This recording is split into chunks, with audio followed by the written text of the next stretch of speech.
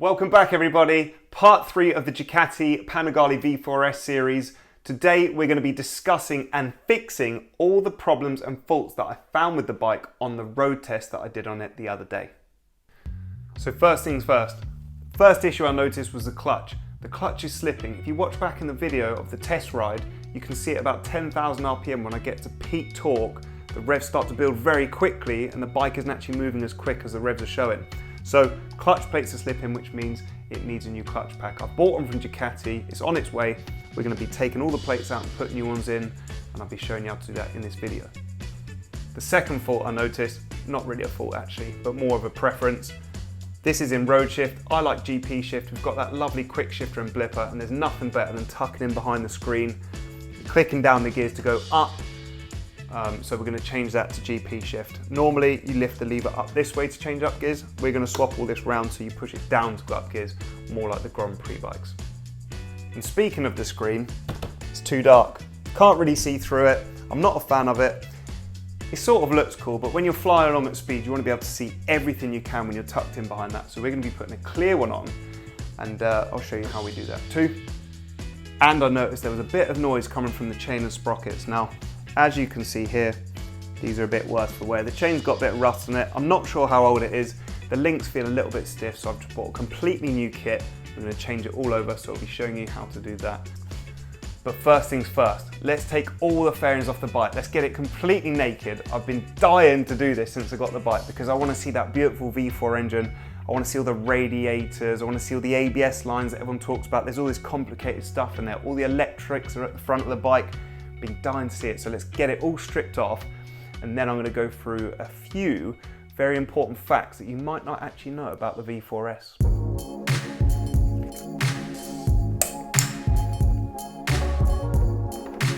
Okay, first panel off,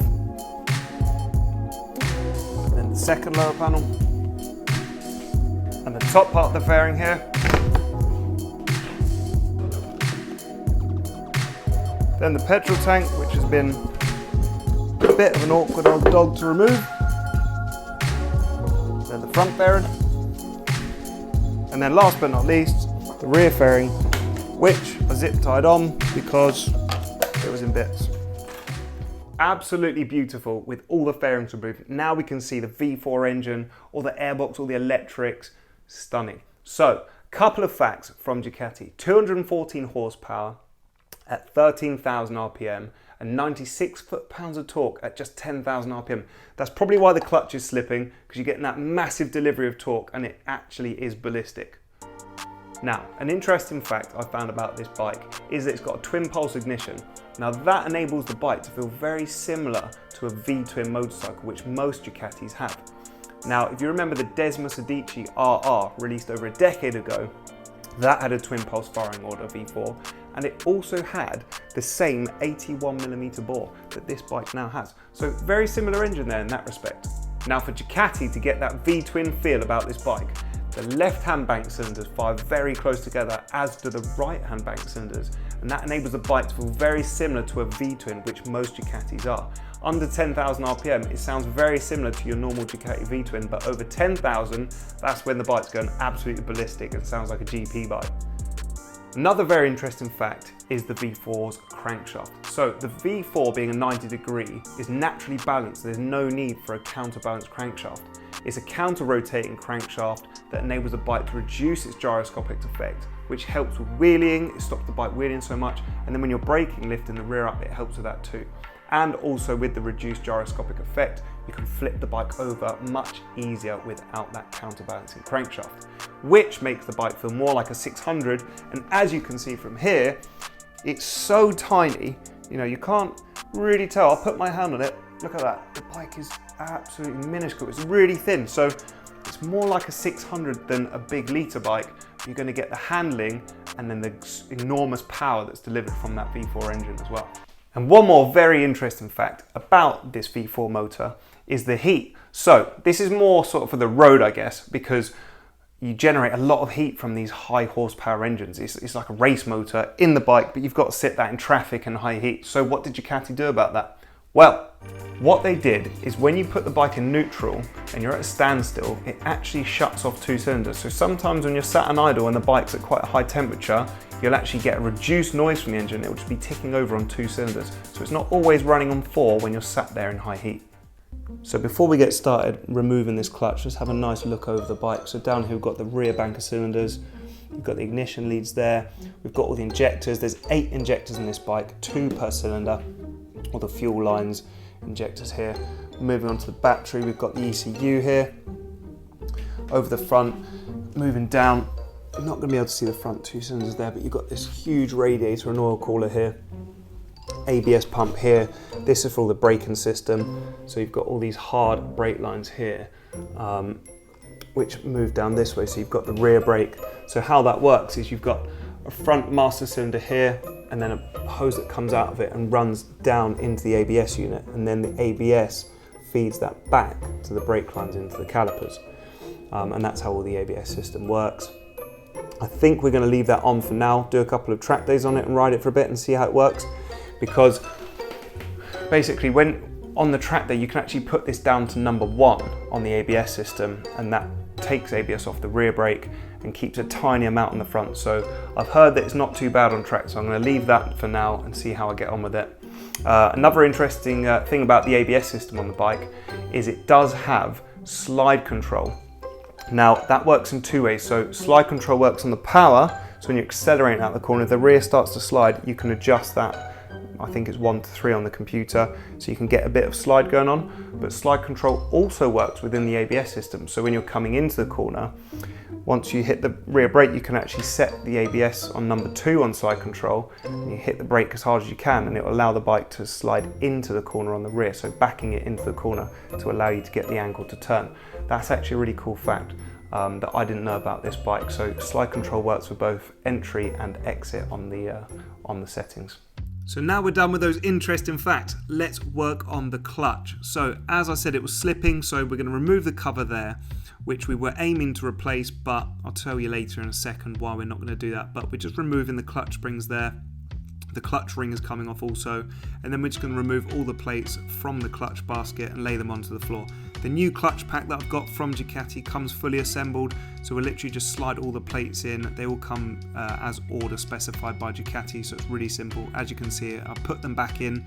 I've put the last few plates on the front of the clutch cover there, and as you slide these back in, the clutch has got like a sort of auto prime thing. So as you can see here, the plate just snugs in, but if you were to let go of it, you can see it's pushing back out. So you have to put the springs in back in straight away, otherwise it keeps coming out. I think that's just a way of Ducati sort of auto bleeding or sort of priming the clutch for you, so you've never got a gap. So what we'll do now is we'll spin these bolts in on the clutch springs, fix them one by one. We alternate them because otherwise it goes in at a funny angle, and then once we've done that, we'll torque them up.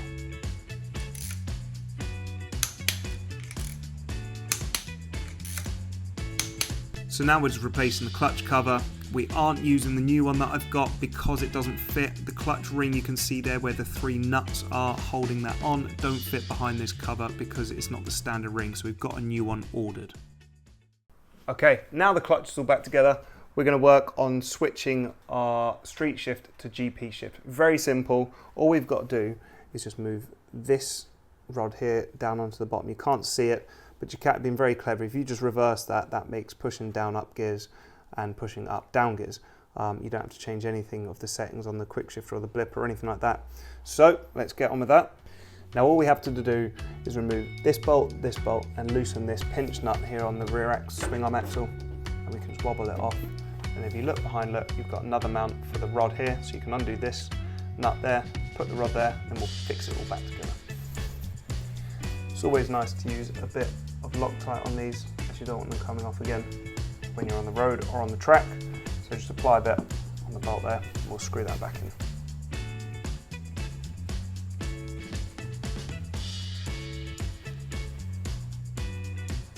There we go, all back together and in GP shift now. So down is up gears and up is down gears. I've actually bled all the brakes in between this video as well. Look at that, all nice fresh fluid. Brake, clutch, rear brake. Shame we couldn't get this cover on. However, it doesn't matter because we can wait for the part that we need for that. And we can work on the sprocket. So I've bought a Super Sprockets front sprocket, all standard gearing. Nice one for the rear here. I've heard lots of good things about them. And the 520 ZVMX. Whatever all those numbers mean, I don't know. But all I do know is 520 is a slightly smaller chain, so get a little bit more power out of it, apparently. I'm going to get cracking with removing this bolt here, and then we will put the bike on the side stand, take the stand off, and then we'll whip this off as well. I've got a special tool for that up here, which I got off eBay the other day. Very cool 2-in-1 tool, so it can do, the outside one does both the rear sprockets on this bike, and the front one will actually fit the front sprocket as well. Sprocket nut, which is very handy. Now this bolt just holds on the sprocket, so we take that off. As you can see, we've got the sprocket there, which will nicely just come off by itself. However, I'm not going to remove that off just yet because we've got to get the chain off. Going to try and use a punch tool, but if that doesn't work, we will have to get the angle grinder out. Can't wait to see what this chain sprocket looks like though, because it's a bit rusty. Where it was Cat N, it's been sat in a insurance sort of warehouse for a few months, and that's where it's got a bit rusty. So buzzing to see what this chain looks like. Let's get onto it, see if the punch tool works. If not, angle grinder's gonna have to come out. Okay, so the punch tool didn't work because it's a bit too small for the rivet. These are the rivets here. When you fit the chain, you push those out and that stops the link coming apart. So what we're gonna do is we're just gonna grind off one of the rivets and then push that out, because it's a bit barbaric to get the angle grinder cut through the whole chain. I think this way would be a bit of a neater way of doing it. So let's get straight to it.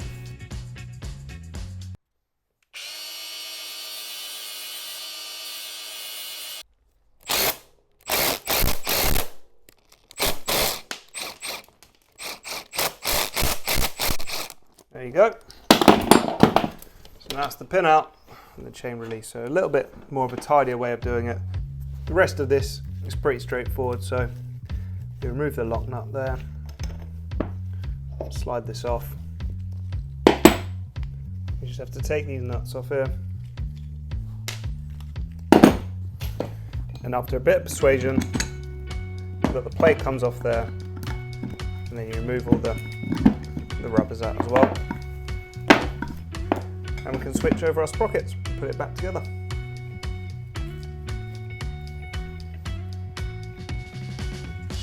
And now we'll thread the new chain through. Fit the join-in link, and then rivet the pins with the riveting tool. See this bit on the end here? That just pushes these hollow pins open so they can't come out the other way now.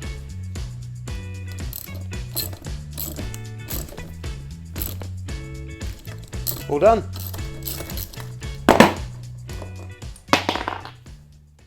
Right, that's it, complete. All the faults with the bike are now fixed. It's all back together, well, half back together. Just got to put the fairings on and then finish that clutch cover when I get the part.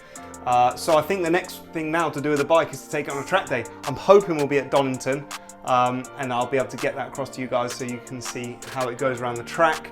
If not, it may be Snetterton or Alton Park, but please stay tuned, hit the subscribe button if you want to see that content.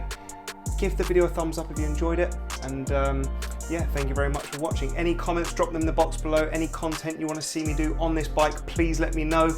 I'm doing these videos for both of us, so I get enjoyment out of it, and then you guys get to have a look as well. So please let me know, drop some comments in the box below, and that's it for now. So we'll see you on the next one. Thank you very much for watching. Goodbye.